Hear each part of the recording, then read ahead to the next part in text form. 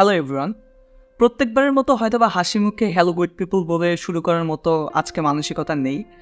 তো হয়তোবা অনেক আমাদের ফ্রেন্ডরা ছিল, অনেক ভাই বোন আমাদের ভিডিও আগে দেখতো, হয়তোবা তারা আজকে আমাদের ভিডিওটা দেখছে না। তো যাই হোক, এই ভারাক্রান্ত মন নিয়ে আজকে আমরা আমাদের ভিডিওটা আজকে শুরু করছি। আজকে আমরা 1,10,000 টাকা বাজেটের আশেপাশে দুইটা ল্যাপটপ নিয়ে আজকে আমরা আপনাদের সামনে হাজির হয়েছি। একটা হচ্ছে আসুস টাফ গেমিং A15, এইটার দামটা মোটামুটি 1,11,000 টাকার আশেপাশে, এবং আরেকটা হচ্ছে MSI Thin 15, এইটার দামটা 1,07,000 টাকার আশেপাশে। সো আজকে আমরা পুরো ভিডিও জুড়ে দেখবো যে এই দুইটা ল্যাপটপ কীভাবে কেমন পারফর্ম করছে, গেমিং করব, বেঞ্চমার্কিং করব, এবং এই দুইটা ল্যাপটপ কেমন কি করছে এই ভিডিওতে আমরা সেটাই বোঝার চেষ্টা করব। সাথে থাকছে আমি আফরিদ আলম পলক। চলুন চলে যাওয়া যাক আজকের ভিডিওতে।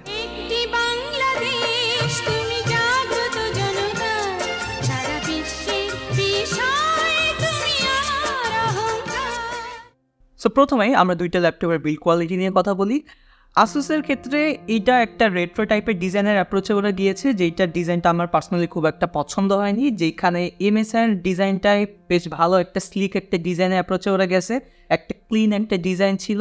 এবং তার থেকে বড় কথা, MSIয়ের কিন্তু অ্যালুমিনিয়াম বিল্ড একটা ল্যাপটপ, যেখানে আসুস কিন্তু প্লাস্টিক বিল্ড ল্যাপটপ। তো সেই ক্ষেত্রে MSI অবশ্যই প্রশংসাযোগ্য।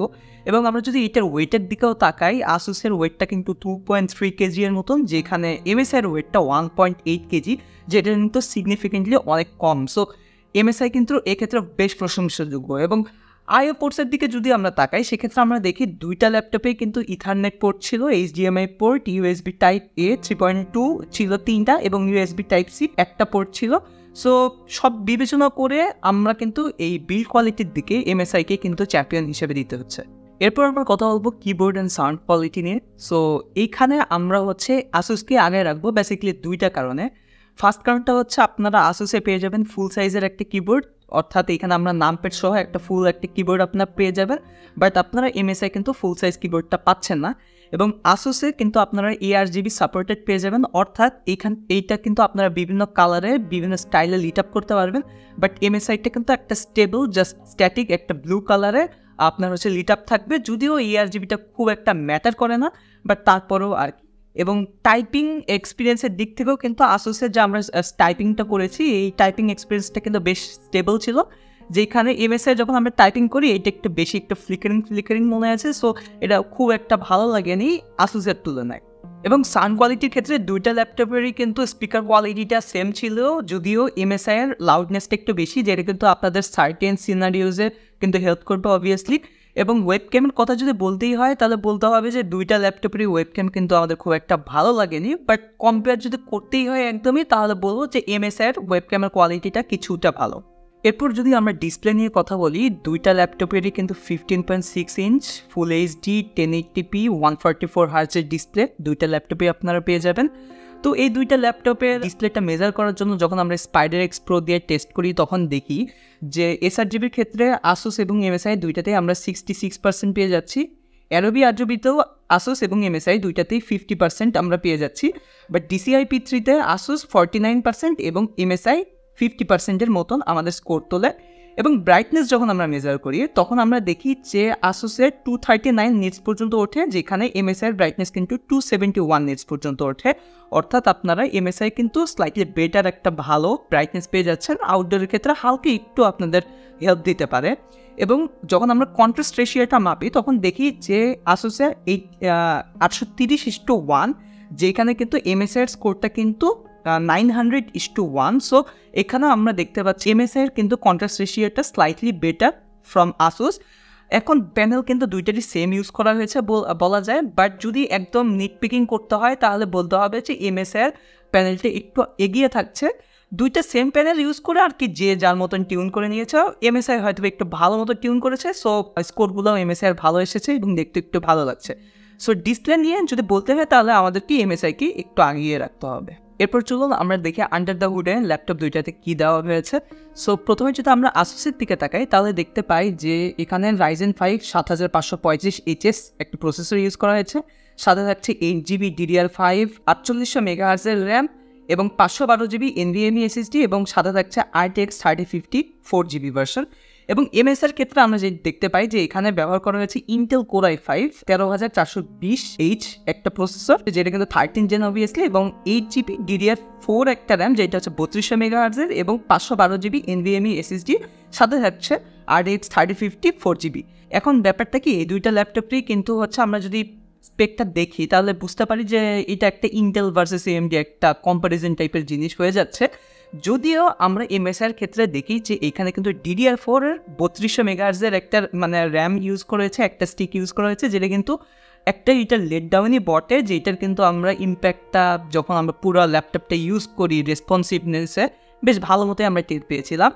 যদিও এমএসআর দামটা কিন্তু একটু কম, মানে 1,07,000 টাকা, 1,11,000 থেকে 704,000 টাকার মতন একটা ডিফারেন্স। সো যেহেতু দুইটাই 8GB ভ্যারিয়েন্ট নিয়েই আসে, তো সেইখানে কিন্তু DDR4 এর ইউজটা কিন্তু একটু মেনে নিতে হবে আমাদের। সো এতক্ষণ তো আমরা দেখলাম যে কাগজে কলমে হিসাব নিকাশ, এরপর আমরা দেখি যে বেঞ্চমার্কিংয়ে এই দুইটা ল্যাপটপ কেমন পারফরমেন্স করে। সো প্রথমে আমরা যখন গিকবেঞ্চে এই দুইটা ল্যাপটপকে বেঞ্চমার্কিং করতে বসাই, তখন দেখি যে এখানে আসুস কিন্তু সিঙ্গেল করে 1956 মতো স্কোর তোলে, যেখানে এমএসআই কিন্তু সিঙ্গেল করে 2173 মতো স্কোর তোলে। কিন্তু যখন আবার মাল্টি কোরের স্কোর দেখি, তখন দেখি যে আসুস এখানে 6882 মতো স্কোর করে, যেখানে মাল্টি করে এমএসআই কিন্তু 5817 মতো স্কোর তোলে।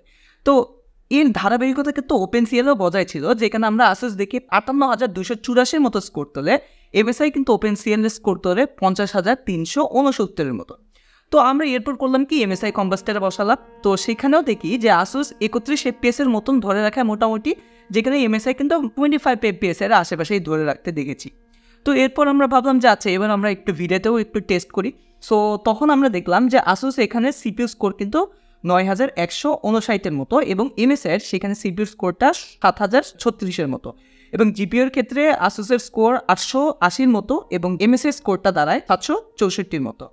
সো এরপর আমরা ভাবলাম যে একটু এসএসডির স্পিডটা একটু টেস্ট করা যাক, এবং সেখানে আমরা যখন টেস্ট করলাম দেখি যে আসুসের রিড স্পিডটা 5087 এবং এমএসআইয়ের 4312, এবং রাইট স্পিডে আসুস 4000 MBPS এর মতন স্পিড তোলে, যেখানে এমএসআইয়ের স্পিডটা কিন্তু অনলি 1801 মতন। সো আমরা যখন পুরো এই হোল কম্পারিজনটা করলাম, মানে বেঞ্চমার্কিং টার্কিং করে, এখানে দেখি যে আসুস কিন্তু কম্পারেটিভলি সব জায়গায় স্কোরটা কিন্তু ভালোই পুশ করেছে। এরপর চলুন আমরা দেখি গেমিংয়ে এই দুইটা ল্যাপটপ কেমন পারফরমেন্স করে, এখানে কি এমএসআইকে আসুসকে বিট করতে পারবে কি না।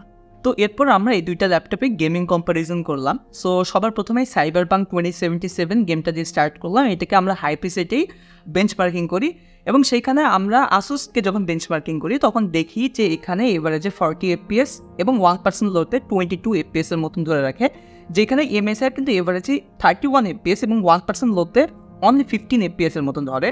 সো এই বেঞ্চমার্ক করার পর আমরা বুঝতে পারলাম যে এই দুইটা ল্যাপটপ দিয়ে বেসিক্যালি মিডিয়াম প্রিসেটেই বেঞ্চমার্ক করলে বেটার হয়। সো আমরা এরপর সবগুলো গেমই মিডিয়াম প্রিসেটেই বেঞ্চমার্ক করলাম। তো এরপর আমরা ওয়াচ ডগ লিজিয়ন গেমটা বেঞ্চমার্ক করে সেখানে আমরা আসুস দেখলাম যে এভারেজে 72 FPS এবং 1% লোতে 49 FPS এর মতো ধরে রাখে, যেখানে এমএসআই এভারেজে 48 FPS এবং 1% লোতে 33 FPS এর মতো ধরে। এরপর আমরা যখন রেসিডেন্ট ইভিল 4 গেমটা বেঞ্চমার্ক করলাম, ওইটা খেলার সময় আমরা দেখলাম যে এখানে আসুস এভারেজে 66 FPS এবং 1% লোতে 6 FPS এর মতন ধরে, এবং এমএসআই সেখানে এভারেজে 46 FPS এবং 1% লোতে অনলি 3 FPS ধরে।